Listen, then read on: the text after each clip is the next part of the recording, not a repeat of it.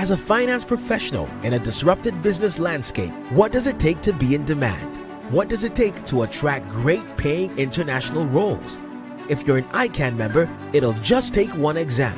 That's all it takes to complete the globally recognized CIMA professional qualification and the internationally respected CGMA designation. As a CIMA member and a CGMA designation holder, employers will look at you as a finance professional, constantly acquiring new skills to add value to the business. That's why they'll be willing to pay premium to hire and retain you. If you have 5 years of relevant experience and are an ICAN member, you can directly sit for the final exam of the CIMA Professional Qualification, the Strategic Case Study exam. Start studying the CIMA Professional Qualification. Prepare to make an impact.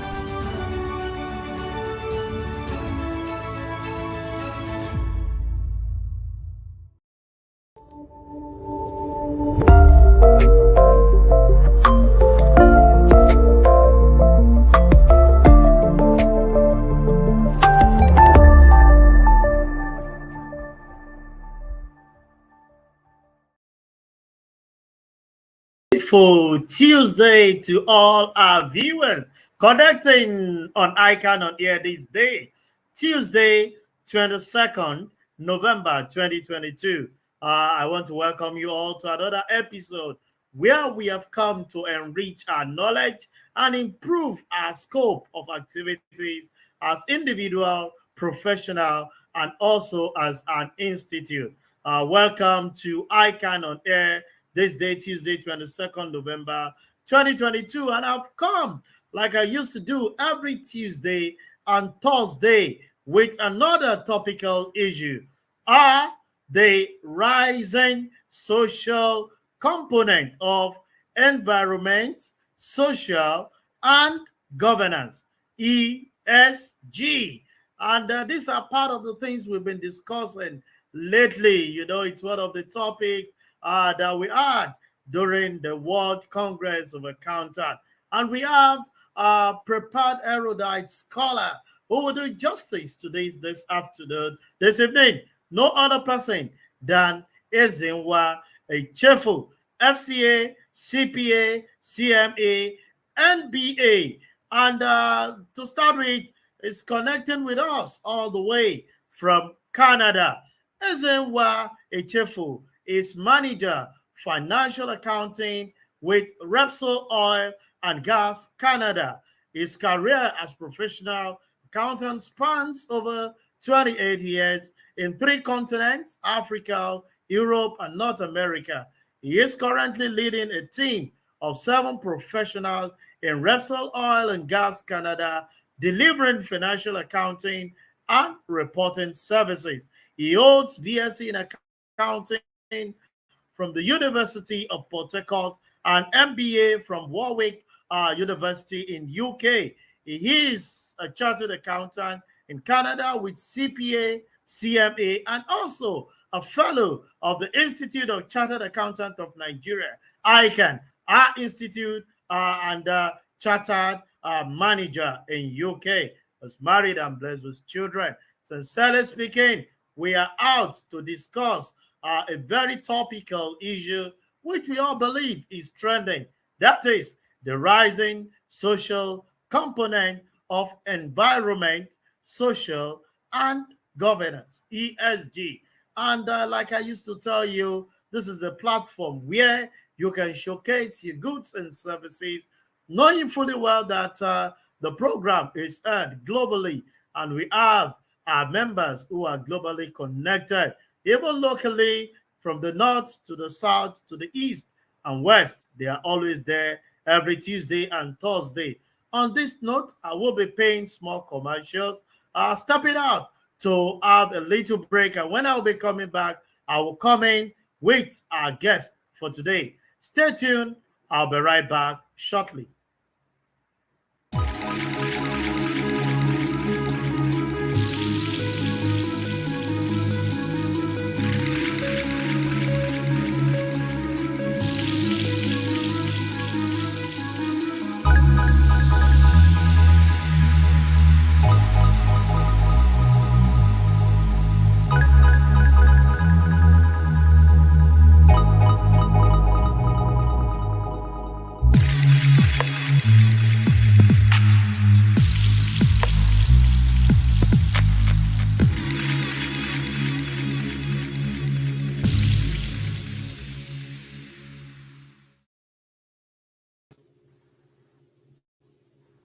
Yeah, you're welcome back, everyone, and it is my pleasure to have, just like I did in the intro, Mr. Ezenwa Echefu, FCA, all the way from Canada. Mr. Echefu, let me start by saying you're welcome on ICAN on air. And how is the weather out there in Canada? Man, it's cold. Pretty cold, I'm sure. You're It is used to cold. the system, and definitely it's not compared to us here. So we will be talking on a topic called the rising social component of environment, social, and governance. Let me start this way, sir. Due to its relevance and sensitivity, the subject and the concept of environment, social, and governance can be viewed from different prisms. As an expert on the subject, our global viewers will be happy if you can enrich their knowledge through one of the prism or perspectives. Please, let's start with this fundamental, sir. What is ESG? Yeah, thank you so much for for this opportunity. Let me also say, given the wide range of this thing called ESG, I don't think I'm really an expert, but let's go through it. Um, Before I start talking about it, let's look back to how did we get here. Hmm.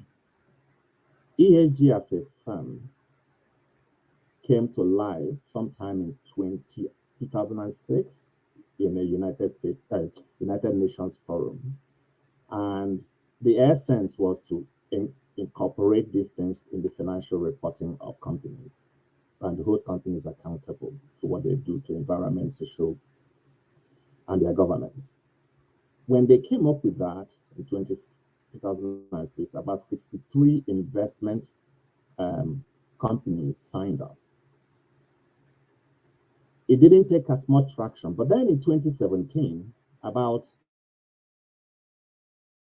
mobile shareholders voted against management and insisted that the company needs to include in their reports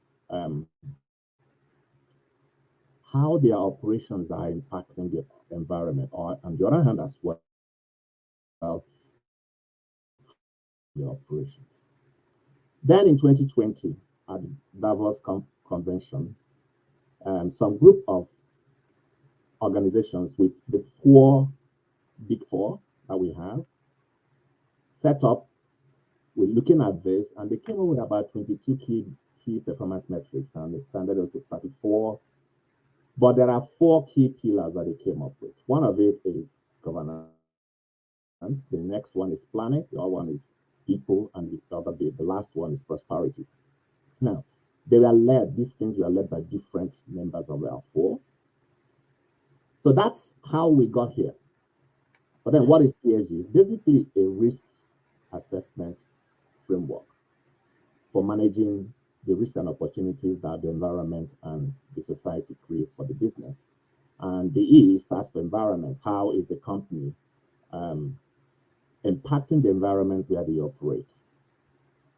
Social is more of how is this company relating with the stakeholders? Now, watch my language. I said stakeholders, not shareholders.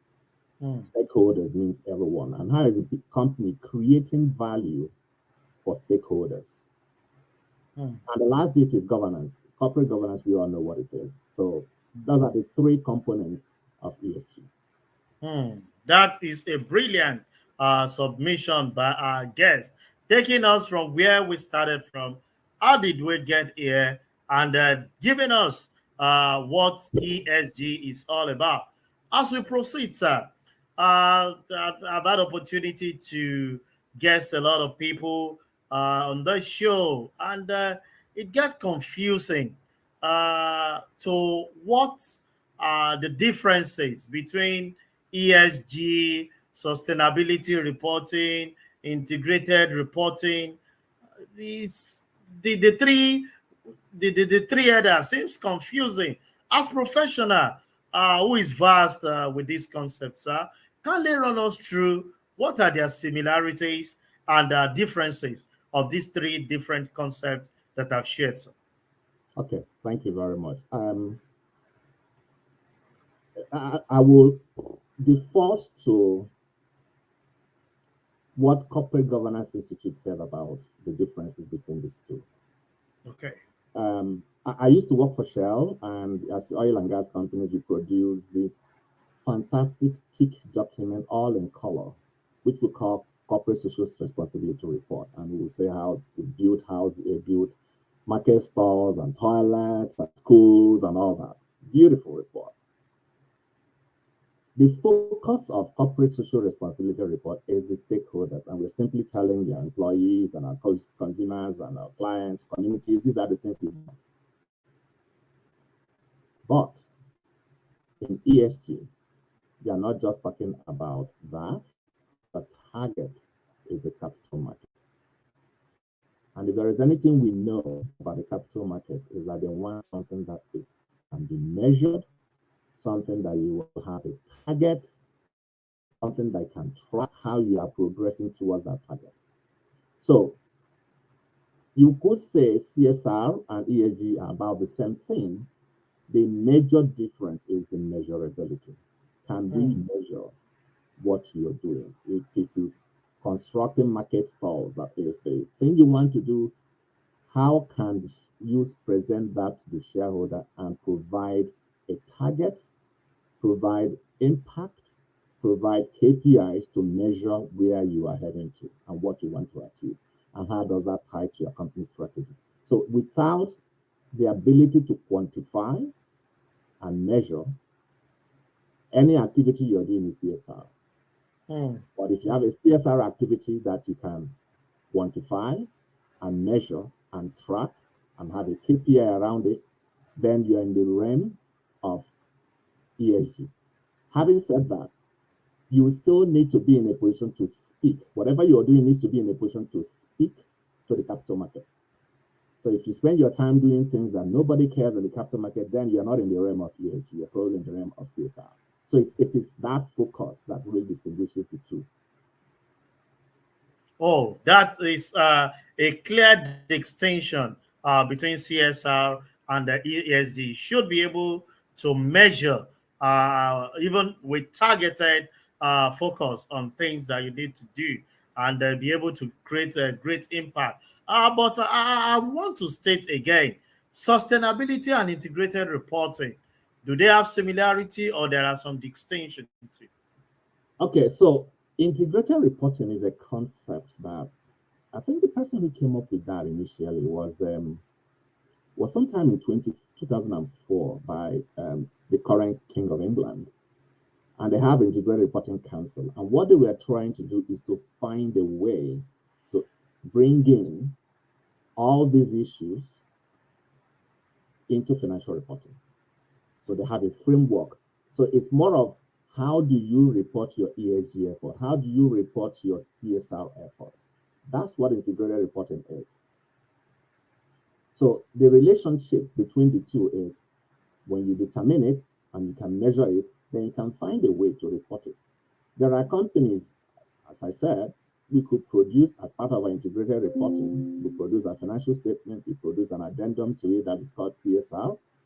a thick document that is probably thicker than, have more pages and more colors and beautiful pictures than the real financial statement itself.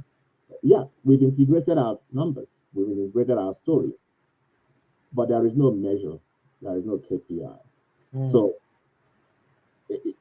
again, if you go back to ESG, it will be integrated reporting will help you say what you're doing and communicate it effectively to both the stakeholder, all the stakeholders, the shareholders, the capital markets, the community, the government, and all that. That is brilliant, sir. And let me state here that I'm guesting Mr. Izenwa Chefo, FCA, all the way from Canada. And viewers, you are free to bring in your question as we progress so that we can have more insight into the topic of today. Let me proceed, Mr. Ichefo. Uh, Let me deep down a bit into the paradigm that we're saying. Digging deep means that there are three basic pillars of ESG. Can you educate our global viewers on these three pillars? Run us through some of the practical benefits of ESG. Okay, that's a good question. One, let me put it this way: one of the challenges of ESG, it's like the elephant that you've asked 12 blind men to describe. Depending on which part of the elephant that they see, they will describe it differently. And if there is, we'll probably get their hope on when it comes ESG efforts, if another company's ESG efforts. It's hydra headed and it means different things to different companies and different industries. Having said that, at a very high level, the three pillars of ESG is E, S, and governance. And so the environmental side of it is looking at the impact of your operations on climate change, or what climate change risks that you have. Are you consuming natural resources? If it's becoming scarce, what is the impact of those natural resources on your activities? What of pollution? What of waste? So you're looking in that area of the environment. So that's one big pillar of the environment. The second one, which is social, you're looking at your human capital management. And there are companies that have come up with models or framework to cost and measure your human capital management. So that's that bit. And then you've got concepts like health and safety for your workers. Coming from an oil and gas background, you can't play with health and safety. It's a very air that we breathe. Then on the side of your customers, you also look at the product safety. You've got other components of that social bit, which is diversity, equity, inclusion. What is the ratio of men to women in the company? What is the pay disparity, the pay gap? How do you ensure that things like that somebody is working in one country is not earning less than his equivalent working in another country? How do you ensure that pay parity? How do you do that? So that's on the social side. The third pillar is governance. And at this point, I think we all know about that. It's looking at the quality of the board members, the quality of your board, how they manage the business. How are they reporting? Are they transparent? What are the ethics around the board? And how do you also manage your supply chain? You can't say things are going well with the company when you are committing havoc along the lines in your supply chain. So it's also critical. So those are depending a little bit further the three key pillars of ESG, which is environmental, social, and governance. That is a brilliant way of giving us some of the practical benefits and also running us through the pillar of ESG. Our frequent viewer, Fagbola, all the way from the Asian city in Ibadan, is coming up with this question. From the sensitivity analysis of the trio, which one overrides the other? The most among governance, social, and environment, looking at the effect on ESG reporting. Oh, that's a very good question. I actually like that. If you ask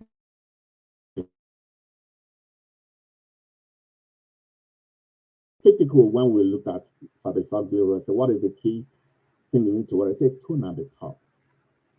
If the board doesn't focus on any of this, the company collapses. As the ESG begins to get recognition, begins to get fit, begins to grow, and we can see it here. For those of us, I'm in Canada, and the impact of ESG on corporations, it's telling. You can say it. So if the board is not doing anything about it, if the governance is not taking it seriously, then none of these things will happen. They will not have a strategy to address the social issues. They will not have a strategy to address the environmental issues. The business will have a run into a problem. Hmm. And I want to believe that Fajbola picked that up. Governance is key and strategic out of the three, because it's like the umbrella that the rest resided. Let me just notify you that our viewers are not just here. I can see Dr. Abel is saying, all the way from Mumbai in India, where the World Congress of Accountants is going on. He has to make it available that it's not just only while he's here in Nigeria, even all the way from India is connected to take and tap from the word of experience of our guest today. Let's proceed, Mr. Ichenfu. One of the social factors to consider in sustainable investment include a company's strengths and weaknesses in dealing with social trend, labor, and politics. How can a calculated focus on this factor increase profits and corporate responsibility? Okay, so let me look at it from this perspective. Okay. If a company messes around its safety, product safety, that company will lose market share. And I can give you an example. I bought Volkswagen recently, last year, and um, all of a sudden I was trying to turn to the left on the road, and the vehicle couldn't go, couldn't move, and another vehicle was coming. So it was just God's grace that made me cross without having an accident. So I went back to the dealership and said, "Hey, this car, brand new car. This is my experience." When they looked at it, and they said, "Well, guess what? Park it here. We're going to give you a replacement vehicle until we find the spare parts to fix it." And that took one whole month. I had a replacement vehicle that they rented for free for me. That's a cost on the business. And that's because somebody didn't take time to ensure that the microchip that's in that vehicle is well tested. And that's because in their supply chain, what they were telling me then was they've contacted the person who is going to supply the parts. They don't even have an ETA. They don't even know when that part will be delivered to them. So if you take that alone, they gave me a rented vehicle for one whole month, and they paid for it. And when they fixed the vehicle, I'd paid nothing. That's a cost to the business because they ignored the health and safety issue associated with the technology they introduced into the business. So that's one. Two, if the private equity firms, the investment houses, the big institutional investors starts holding back funds to support your capital project, then you're not growing. The company is not going to grow. One of the things that has happened here is within 2 years, up to 2018 in Canada, the investment funds or investment firms that are incorporating ESG and assessing who they are going to fund grew by $2 trillion in Canada. Now, $2 trillion may not sound huge, but that represents more than 50% of investable funds within Canadian investment banking environment. So, in principle, 50% of the guys that will support your growth, if you are not ESG compliant, they will not support your growth. So that begins to hit at your ability to deliver as a company. It begins to hit on your profitability because you're not producing more, you're not getting better. On the other side, you look at human resources. The current generation will boycott anything that do not agree or you're not protecting the environment. They will boycott anything. I have those discussions with my kids, and they will say that they are not going to patronize individuals because they believe they are not doing enough for the environment, or they believe that their employment practices is not right. So they boycott them. So if you are being boycotted, the market share will drop. The guys who are responding to things like that, their market share will grow. So there are all sorts of issues. You can also look at it from an area of product liability. If I had an accident, if another vehicle ran into me that day, I would have filed a suit against Volkswagen. Not only would they fix the vehicle, insurance will fix it, I will also file a suit claiming certain things because that was stupid for them to have done that. So all along, some of these things that have been ignored before, as ESG is becoming strong and is being recognized and valued, it is going to erode the profitability of a business if that business doesn't take those into consideration. That is a fine way, important because it has its own way of infusing into the bottom line, that is the profit of the organization. Let me tell our viewers that our guest is still very much present here. Throw in your question for us to do justice to it. As we proceed, sir, is there a standard ESG framework? If yes, how does it look like? And if no, as accountant, we are very creative. How can we create one? Yeah, this is I like this question. The reason is, you know, in ESG, you are talking about social sciences, and these are the things we learn in university is that the world, the society, as a laboratory, you cannot hold anything constant. So everything changes. And that is where we have big issues as accountants, and also great opportunity as accountants. There is no generally accepted ESG framework, none. But there are multiple. There is global reporting initiatives. There is the sustainability accounting standards. You did mention about integrated reporting council. They've come up with that. Even the International Standards Organization have one. There is carbon disclosure project, another one. There is tax force on climate change. They have their own. There is a workforce disclosure initiative. So there are multiple organizations that have come up with that. But IFRS Foundation set up the International Sustainability Standards Board, and they are currently working on looking for a way of harmonizing all these voluntary compliance, all these voluntary standards, to see whether there is something that will become a framework for us to start reporting going forward.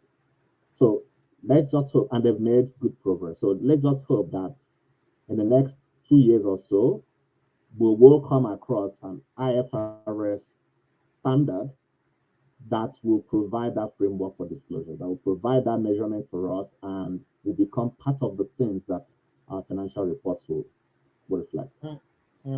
So in no distance time, we want to believe that will definitely happen, because the level at which this is going all the time in our reporting, yeah, we definitely have to have that infused into that, and we have a framework. All the way from Mumbai, India, Dr. Abel Assain is asking, what message do you have for entity? Please, can I have that question back? Can I have that question back from Dr. Assain? Okay, while my team brings back the question. Okay, I have it back. He's asking that what message do you have entities which treats CSR initiative as charity rather than survival strategy, knowing fully well you said there's a step ahead of it. When it's being measured, targeted, it becomes ESG. So what message do you have for that? They should migrate it to ESG. Hmm. So create targets for it, determine KPIs, track it, report it. So um, um, it's not just charity. Now, having said that, nothing says that an organization should not take part in charitable activities. That's great, but it's not ESG. So long as you're doing that, but you cannot take that through a materiality assessment for the benefit of a capital market, that you cannot track it, you cannot have a KPI around it, then it's not ESG. Hmm. But it's good to have it. Hmm. An organization can support a soccer club in the community, that's great. But they can give money to motherless babies home, fantastic. That is corporate social responsibility. Hmm. But as soon as that organization can sit back and say, well, I have the stakeholders, the community, the government, the shareholders, the investing public, and all those people that I need to deal with, and my investors or the lenders or the insurance companies are interested in me doing these things for them and they want to hold me accountable for it, then you can have that conversation. You're now in the realm of ESG. Hmm. Yeah, while we proceed, let me especially appreciate our guests today who have been doing justice, and also to let you know that we have our viewers connected all over the country, outside the shore of Nigeria. I've seen people from Kebbi, Ibadan, Lagos, Benin City, Kwara, Kano, and the last question was all the way from Mumbai. Even when we are not in India, we are having the vibes of what is going on in Mumbai. So let's have questions flowing. I saw Fagbola saying that the network on the other side is not. Uh, we can always tell you that it will get better. We proceed, sir. How do organizations implement ESG, and how is ESG integrated into investment strategy? Okay, that's a very important question as well. They and a difficult one. Okay. To implement ESG, most organizations rely currently, because there is no defined standard that applies everywhere. Most organizations rely mostly on what rating agencies provide, and I just mentioned there are a number of them. Some organizations can also develop their in-house ESG and they follow through. The likes of the big four that have been involved in the Davos conference and we are leading in that area can also provide help. Having said that, it will require the risk analysis. So if you have, as an organization, there is an investment that you want to make, you can then start running it through what are the material factors in the environment and the social place with respect to governance that will impact that investment. Hmm. Which of those will our shareholders be interested in? Which of those will the bank be interested in? Which of those will the institutional investors, particularly those ones that can come in and when they pull out their shares, their share prices will collapse. So what are they interested in? You need to engage them and figure out what they're interested in, what are concerned about, and then come up with how can I measure it. In that process, once that process is completed, you can determine what impact it will have on the investment that you're running. Now, it's also a function of the business you're in. If I'm working in the financial sector, let's say I'm working for a company that is giving loans to companies to support their projects, the capital projects, even if it is working capital. I could create all that. I am interested in this, water management. I'm interested in energy management. And I can create drawing lessons from the third party analysis and say, okay, your company needs to demonstrate this before we can give you this amount of money. And if you do not demonstrate this, if you give it these funds, the interest rate that you pay us will be X plus 1. If you're demonstrating, it will be X minus 1, that sort of thing. So when you create that for my company then to invest, that becomes me integrate. That's basically myself integrating ESG principles in my investment decisions. So on the side of the funding company, yes. On the side of the company that is developing their product, they will also factor that in. So that's how you do that. But it requires a lot of engagement, a lot of analysis to figure out what is the audience, which audience am I addressing, and what are the things that are critical for them. Now, what is critical for them today may not be critical for them next year. Because, as I said, in the social environment is the world. Anything can change anytime. We have been having a very insightful session with Mr. Ichenfu, FCA, all the way from Canada, and it has built our knowledge base seriously. Like we keep saying, this is a platform where you can make your product and services known to all our global viewers. And on that note, Mr. Ichenfu, I want to go on the very small commercial break, pay bills so that we can flow. And to our viewers at home, just stay tuned. I'm sure that your pen and your book is still by your side to take more insight from our guest of today. Stay tuned. I'll be right back shortly. Thank you.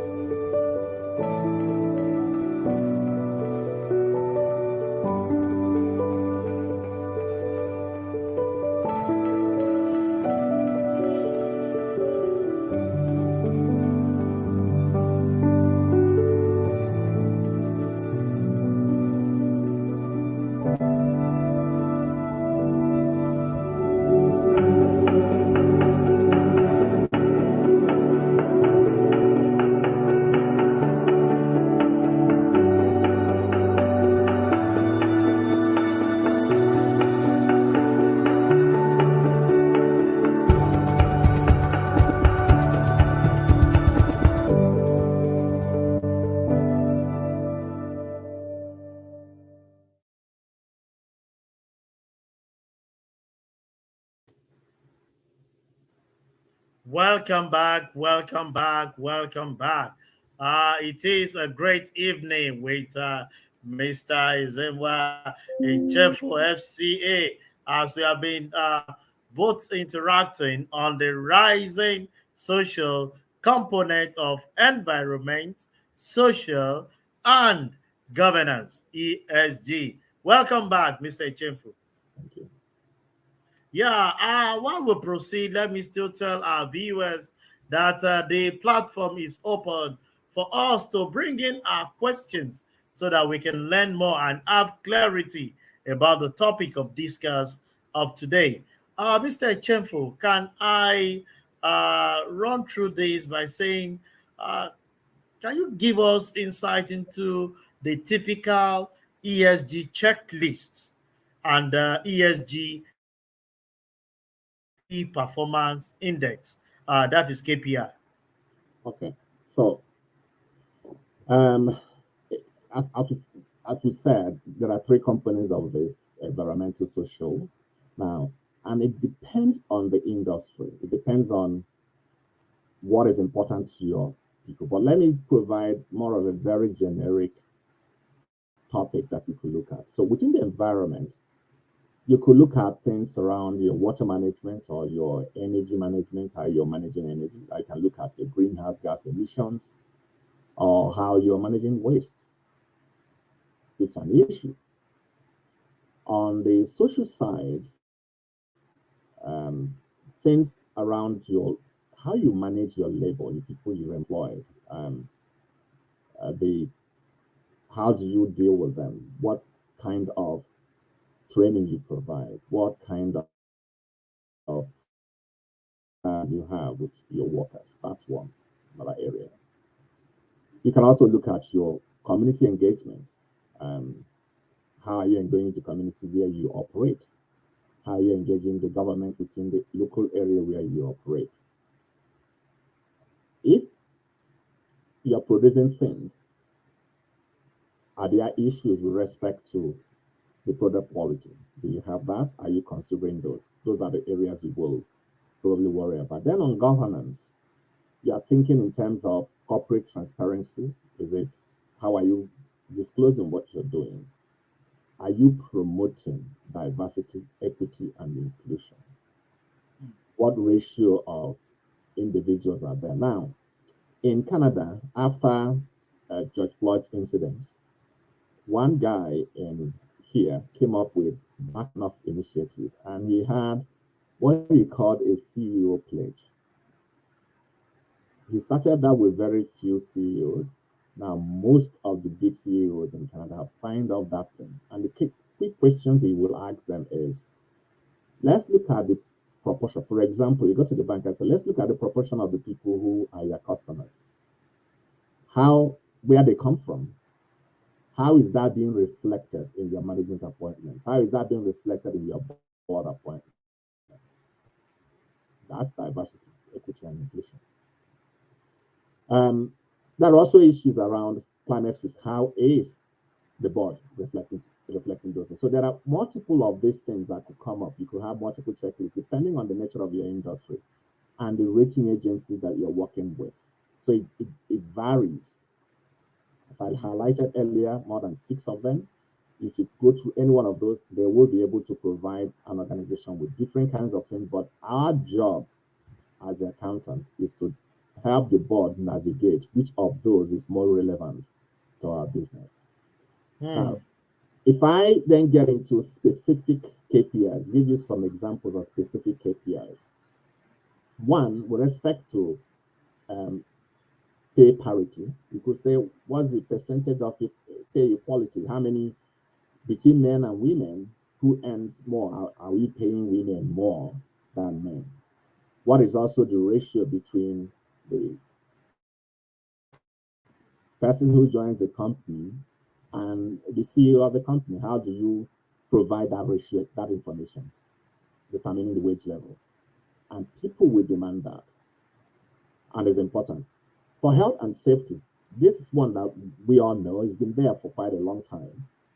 Reportable cases of incident. Now, if you have log-stand incidents, people or fatalities, how many people die in your company operations? How many people have couldn't come to work because they were bruised or something happened to them? How many people have lost their limbs? In oil and gas, it's a big, big thing. Even before ESG became an issue, it was a big debate. It's always being monitored. It's always being reported. In any meeting, that's the first thing that managers and the directors will want to talk about, health and safety. And even now, when we hold departmental meetings, the first thing, let's have a safety moment because it's a key issue. We just want to drum it into people's head that if it is not safe, don't do it. Because if they do it, they may lose their limb. And that culture, if it's not embedded in every person, that will ruin this ESG metric for the organization. And there are companies, investors that will not invest in your company as a result of that. Actually, one of the big oil and gas companies in Canada, their CEO was made to resign last year. And why? While he was the CEO, 3 people have been killed in the operations over a period of time. And that was enough for the investors to insist that he needs to step down. He stepped down. He was forced out of it. So these things are gradually taking root, and they are making impact. It's gradually taking root, and it's having its own space. That last statement will take me with this. As a Nigerian, and an expert on this topic of today. Uh, can you give us your fair and objective assessment of ESG, consciousness and policy, and even implementation in Nigeria today? I know you are out there in Canada, but you have your roots here in Nigeria. What's your fair and objective assessment? Okay, so that's a good one. Let me look at it from first the regulations that we have. Then we can talk about implementation and how it's my thought process around it. Um, I've talked about investment, institutional investors. There are about, I can count about 10 institutional investors in Nigeria. The IBTCs corporations, name them. There is the FBN Capital. There are a number of them. Sometime in 2012, CBN and Bankers Committee came up with what they call the Nigerian Sustainable Banking Principles. And if you look at the 9 things they listed, they are all about ESG. They expect banks in relating and giving loans and assessing loans and support for companies to look at how they respect human rights in their business operations and activities, how that company is minimizing the negative impact of their operations on the communities where they operate and also on the environment where they operate. There are a number of them. The question is, can these institutions say that they have been applying this in their loan considerations, in their funding considerations? Have they been doing that? I don't have the answer to that, but I guess that's a food for thought for us to look at it. Is that really the case? Then you look at some social regulations that currently exist in Nigeria. We have the Factories Act. We have the Employees Compensation Act. Okay. I was in Lagos when one manufacturing company had fire incident and the workers in that company burnt. And why did that happen? Because they just come to work and they lock the factory and they work overnight and they lock the factory and the big guys go allow these guys to work. So when something went wrong and there was fire outbreak, they couldn't escape. And those workers died. But we have Factories Act, and it was there in 2004. What compensation or what penalties did that company pay? How did we implement that to ensure that that happened? Now, it could be my brother, it could be me, it could have been any person. But in terms of regulations, we also have to help people access housing. There is the regulation around National Housing Funding Act of 2004. We have those. We have the National Health Insurance Act. We have that. There is a Pension Act. All these things that acts we created, the question is, how are we implementing them? Number one, as a country, how are we implementing them? As people sitting on the board of corporations or people who are in the companies where we work and we influence company policies, how many of us as accountants know the existence of these things and push them through to ensure that the company is abiding by these principles? That's a big question for each and every one of us to answer. So, do we have those in Nigeria? Yes. Are they being implemented? I think your guess is as good as mine. But I do know, with my background in oil and gas industry, that when it comes to health and safety, the oil companies do not joke with it. And whenever there are people who are killed in the operations, the country chair is summoned to the head office, and the big guys have a very harsh word with the guy, and it could affect his pay to ensure that people do not die in the operations. Part of the reason why those big guys are creating that environment, that's its scenario. It's because the shareholders in their countries are holding them accountable. So play that back.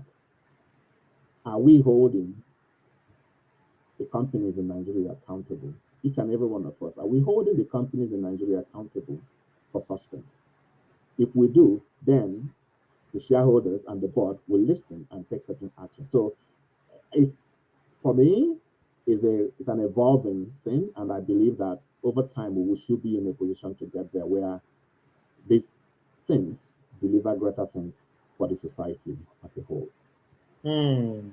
It's an evolution that will definitely transform the scope when it comes to this part of the client, Nigeria, in implementing some of these ESG policy that we're talking about.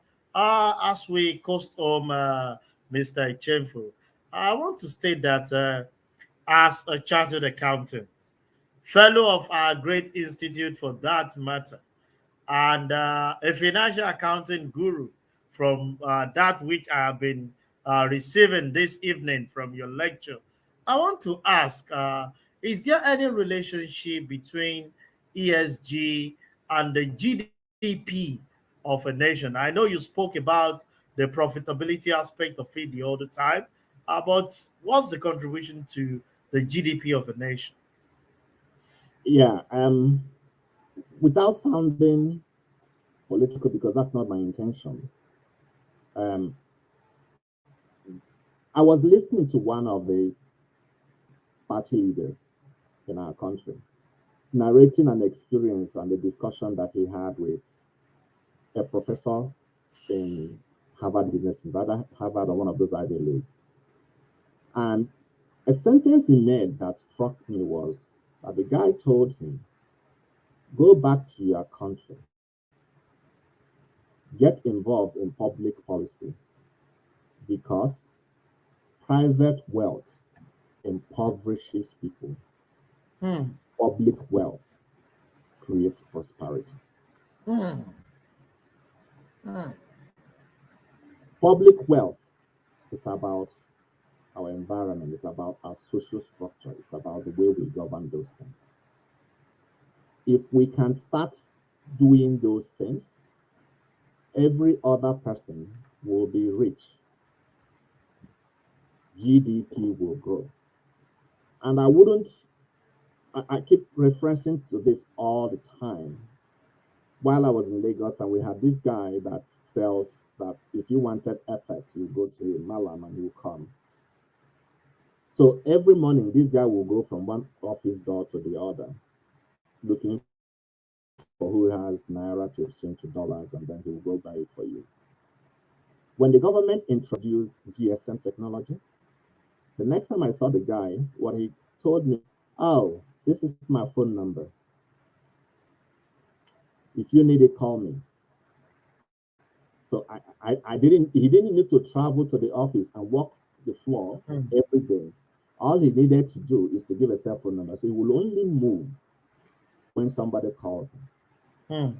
And then he will deliver it for you. So that's social, we may call it a crime, but that's social privilege that people now have, which at the time, if you remember, we used to say, somebody said that having a telephone in Nigeria was a luxury. Well, luxury. Yeah, that's luxury that has now been made available to everyone, has made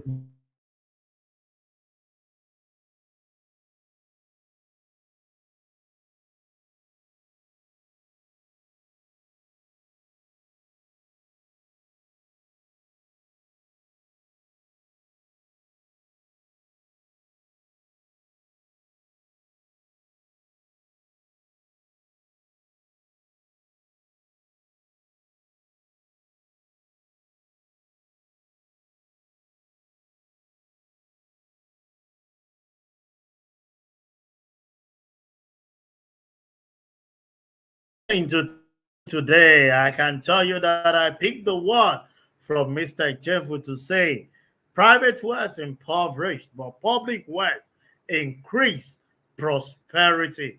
In closing, sir, ICANN is always open to ideas that will positively advance the growth of our members, the accounting profession, and the Nigerian business environment. In your parting shot, what will you suggest to members, the Institute, on the rising social component of environment, social, and governance, especially in Nigeria? In a minute. Um, this one we've just done is a key thing, which I very much appreciate the Institute for letting it happen. But the thing I need to stress is that as accountants, we are highly positioned in companies to bring about governance. ICANN will encourage accountants to follow through these principles. Let the various companies that they sit on the board, that they participate in, that they work in, discuss issues about ESG, bring it and recognize it as a risk to the business, and develop strategies to make sure that they are addressed. That is okay, processor. Yeah, so that for me is critical. And the other thing is, we do not wait to be a board member to influence that. At every level in the organization, have that mindset in the things that you're doing. So you're not there to work, but you're also there for the greater good of the population. If that's the mindset each and every one of us go to work with, if we can get that into our heads, then when you become a board member, you can implement it. You can also hold your supervisor, your manager accountable on that basis. So it builds up.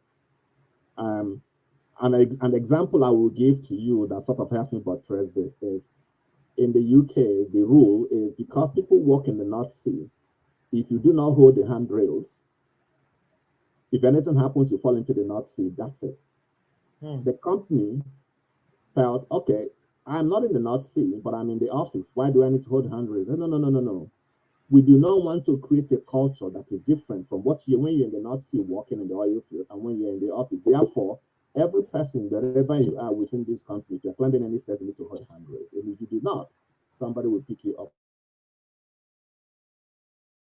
Model we need to imbibe into accountants that you are not just there to work and make money. You are there to ensure that their output is for the greater good of everyone. And we'll make that progress. That's it for me. A very beautiful way to come to the end of the show. And the submission is simple as professional accountant. Don't just go there to work. Try as much as possible to make the impact. And as it is, think ESG, speak ESG, move ESG, and portray it to the world because on the longer side, it's going to contribute to the bottom line that we are known for. Mr. Izenwa Ichemfo, FCA, it's my great pleasure to have you as our guest this evening and also spending your well, in this part of the world, evening, I know you are in your day over there with us. Thank you very much for creating out this time. Want to believe that when next we call, you'll definitely make out time to be part of this program. And to all our viewers, before I take my leave, let me quickly pass this information to us that your institute, my institute, ICAN, is organizing a budget symposium. Team Budget of Physical Consolidation and Transition, Realism or Mirage. And this is coming up on Friday, November 25th, 2022 by 10 a.m. It's a virtual program, and I want to believe that the link is out there for every one of us to definitely hook up to and be part of the program for 10 a.m. on Friday, November 25th. Our president will definitely be there. With the chairman of session is our revered past president, Doyin Owolabi. And the keynote speaker will be given by our own Mr. Taiwo Oyedele. And we have several panelists that will definitely be part of the program. This, I beg to let you know that it attracts to MCPD credit. On that note, we have come to the end of the show for today, Tuesday, 22nd day of the month of November 2022. And I want to promise you that stay tuned. By Thursday, I'll be here again to give you another insightful topic with a seasoned professional as a guest. Till then, stay blessed. I remain your host, Olusesan Okwade, FCA. Bye for now.